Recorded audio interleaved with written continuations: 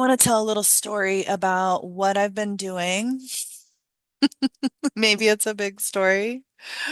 Um, and what's going on.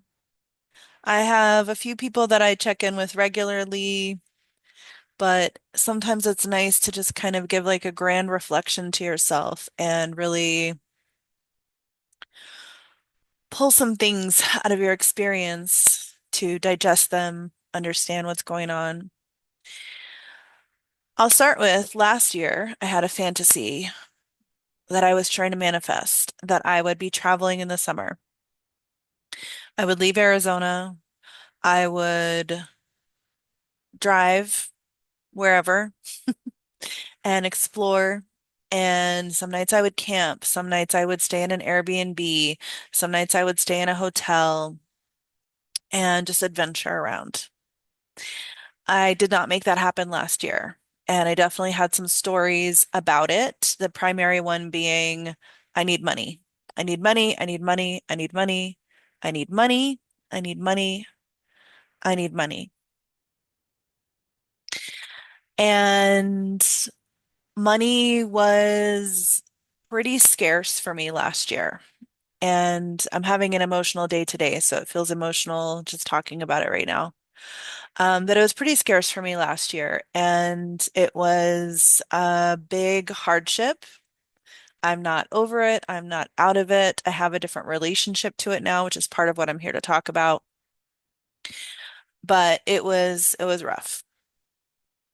So this year, I finally let go of my apartment. I think it was in April.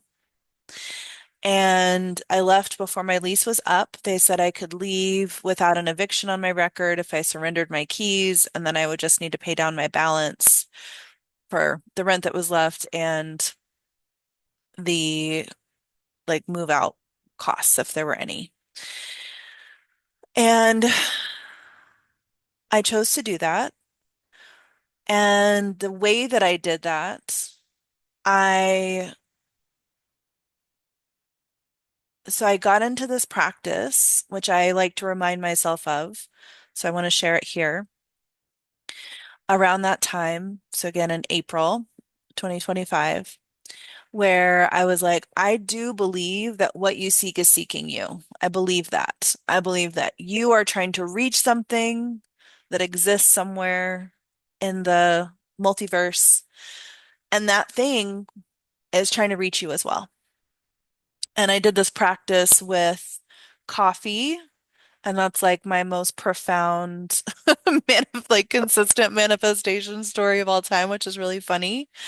I first did it with coffee. I was like, I'm going to pick something small. I'm like, coffee wants me as much as I want it. And I sat with that and I felt into it. And this was on a morning that I had like $1 in my account. And the only place I knew to get a $1 coffee was at Salad and Go. And while I love them, I do not like their coffee. It is better to just not drink coffee at all. And so I was like, I just want to manifest coffee, you know? And I was like, coffee wants me as much as I want it. And I sat in that and I felt it and I like felt coffee's yearning for me and I felt coffee pull me toward it and like really felt it, and I feel it now when I'm talking about it. And 2 hours later, a friend of mine texted me and she's like, "Oh my God, can I bring coffee over to your house?" And da da da da da. And I was like, "Yep." And ever since then, which now I mean, it's only August, so it's really only been 4 months. That might have been in March. It was a little before my move. So for 4 or 5 months, I have had coffee. Coffee has been there 100% of the time, to the point that sometimes I decide I don't even want coffee because it's just I'm so good. I have so much of it. Um, so I also did that with the version of me that was moving out of my house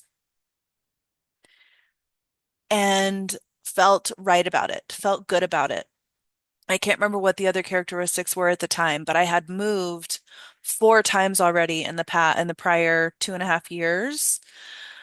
And it was so stressful every time. It was so much. And so whatever this version of me, I was like, this is the version of me that's leaving this apartment. I'm leaving in like just a really clear and solid way.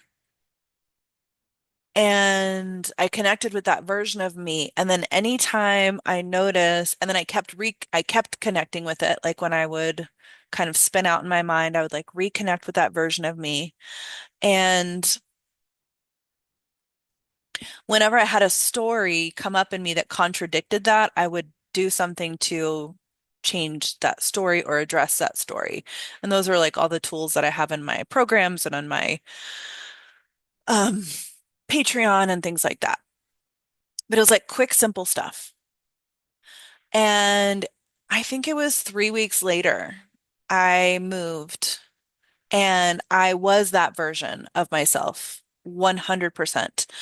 All of the things around me that were happening weren't necessarily identical to what I imagined, but I moved and was just like clean and clear. I was not stressed.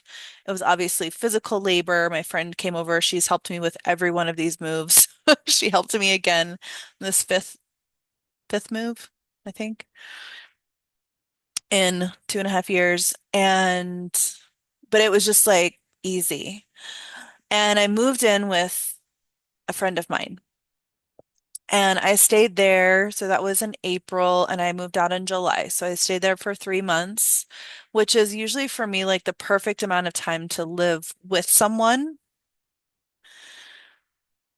unless it's a person who isn't home all the time. Like I love my alone time, and I also don't always thrive when I'm all the way alone. Like it helps me to live with somebody and not. Um, so anyway, it was a perfect amount of time, and she took such care of me. And it didn't feel like out of obligation or like she needed something in return or now I'm indebted to her. Like it just felt like from a place of pure generosity and I could just receive.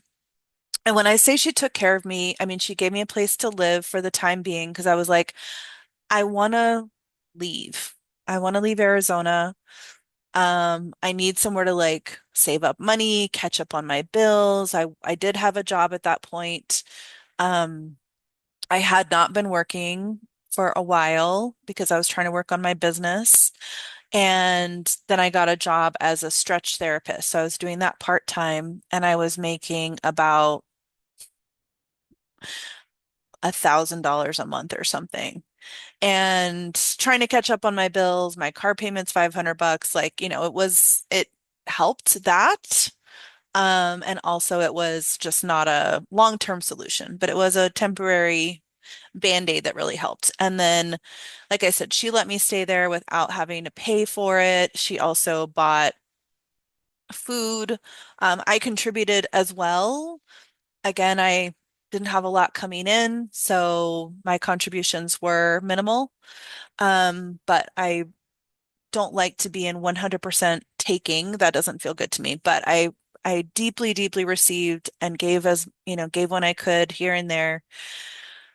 And it was a very lovely reprieve from the stress that I had been in the previous year, where just like paying rent, like I never got there.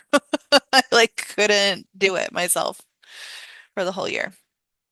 So stayed with her for 3 months and I was like, I'm ready to go to Colorado. I actually don't remember if that was already my plan when I moved in with her. It's been like in the back of my mind for so long that I can't even like pinpoint when I knew this was the moment. Um, but this was the moment. It's time to get out of Arizona, get to Colorado. And I don't remember what order these went in either, but I ended up um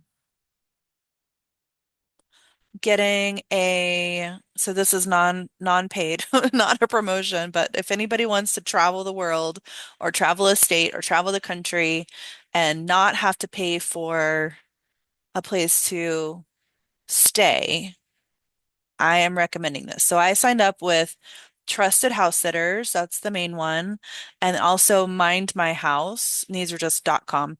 And then there's another that's housesitters.com, but that one's a little different. So Mind My House is much smaller and it has a lot more international options, but it doesn't have as many options overall. And Trusted House Sitters is like a much larger community. And you go and stay with people's usually pets while they're gone. And so I signed up with that. I signed up with all three, like I said. Two of them are paid. Trusted House Sitters and Mind My House are both paid. You pay for the year, and it's very inexpensive for the whole year, like $100 and then $30 for each one.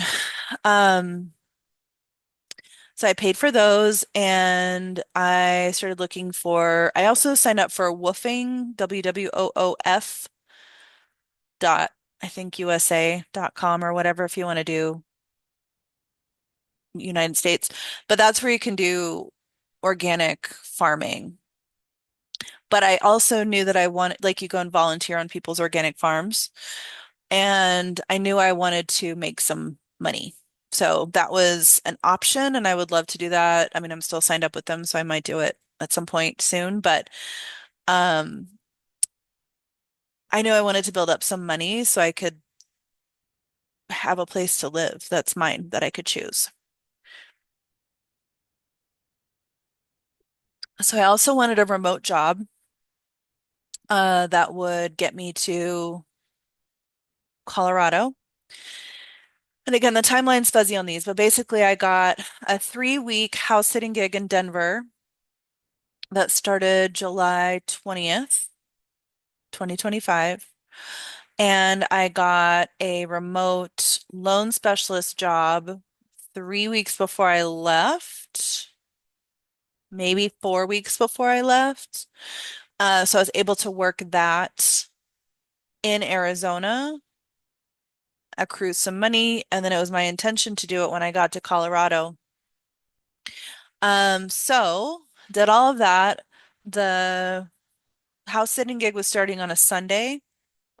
So I took off Friday to start driving. My stepdad, I asked him if he would drive behind me in case anything happened to my car, make sure I got there safely, all that good stuff. And so I drove up to Flagstaff, then he followed me. We stayed the night in Santa Fe and then came up to Denver the next day. He left. I got a hotel in Denver really in Lone Tree, which is south of Denver for the night. And then I met the owner of the house, the dog and the cat that day. And then the next day I started the house sitting gig.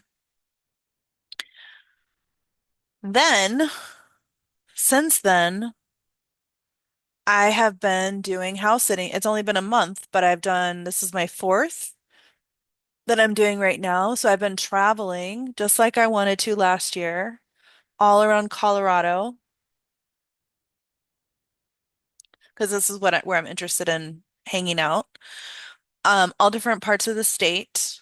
I have been sleeping not in Airbnbs, but in homes when I've been house sitting or getting hotels or camping. I did spend one night in my car, and I have gotten to explore this general area. So Denver, Colorado Springs, Woodland Park, which is part of Colorado Springs, but it's up in the mountains, Breckenridge, Fort Collins.